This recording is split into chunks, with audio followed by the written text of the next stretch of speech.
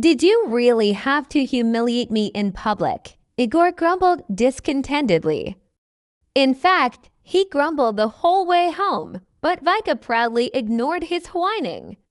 Only at Igor's home did she finally bother to answer. I wasn't trying to humiliate you, she said in a completely calm tone. I had no idea you were going to put our private life on display. We're not 20 anymore to be making such spontaneous decisions. You could have at least pretended to agree so I wouldn't look like an idiot, Igor exclaimed, throwing his shoes across the hallway. And then you could have said you're no later. Igor, are you mistaking me for someone else? I'm not going to play along for the sake of an audience. She gave him a stern look and added, by the way, that ring is absolute junk. Did you buy it at a subway kiosk in a jewelry salon? Igor replied, flustered. Well, it's the kind of ring people buy knowing it will be returned after rejection. Vika chuckled and walked into the room. Vika, Igor shouted after her.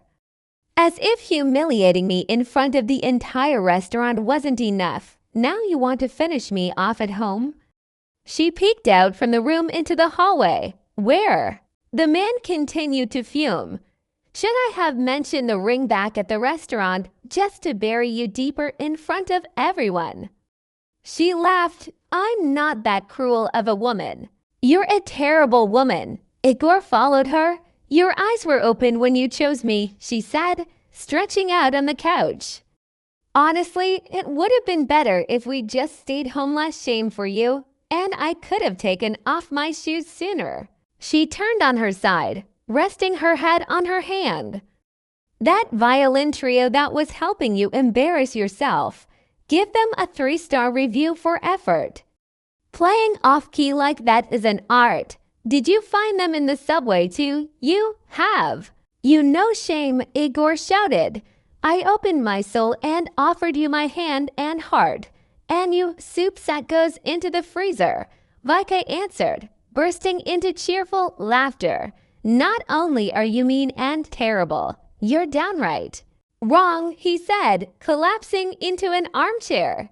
Any other woman would have jumped at the chance to marry me, running barefoot if she had to. And you're the only one who refused. And how many women have you proposed to? Exactly. Vika raised an eyebrow. We've been together 8 years, in case you forgot. After your refusal, my desire evaporated for life, so you don't want to be a husband anymore. Vika teased. No, I don't.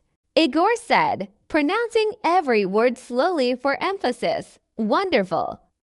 Vika smiled. The conflict was over. Now come here. Let me kiss you.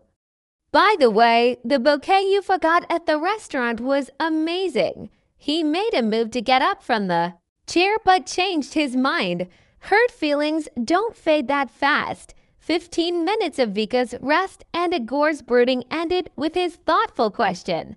Vika, you used to want marriage and kids. You hinted, you begged, even gave ultimatums. But when I finally proposed, you rejected me so cruelly. What happened to you? The seriousness of the question made Vika open her eyes and even lift her head. Listen, great analyst, didn't you notice that 5 years have passed since our last talk about marriage? And all this time, I've been perfectly happy with how things are between us. Why did you have to ruin it? What did I ruin? Igor asked in surprise. I was finally ready to be a husband and a father. Ready to take that responsibility. He's finally ready. Vika laughed. The boys had his fun and decided to grow up. Too late, darling, this train has already left. It hasn't left. Igor protested. I'm only 38, same as you.